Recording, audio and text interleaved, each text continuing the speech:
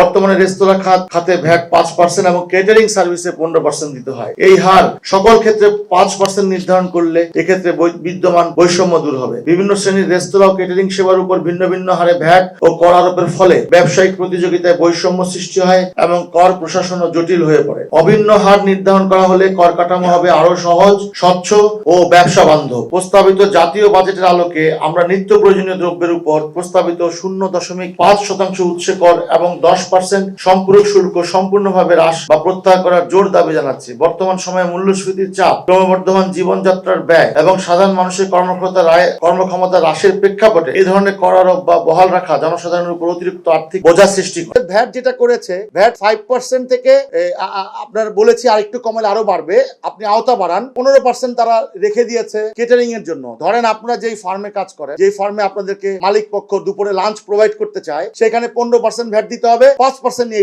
AIT দিতে হবে। শ্রমজীবী কর্মজীবী যা আছে, এরপরে আবার ট্যাক্স তো আছে। বিষয়টা হচ্ছে কি, এই বিষয়গুলো আমরা বারবার, এই রাষ্ট্রের যত আমলাতন্ত্র আছে আমরা বারবার কিন্তু বলেছি, কেউ শুনতে চায় না, শুনে কিন্তু কোনো বাস্তবায়ন করে না।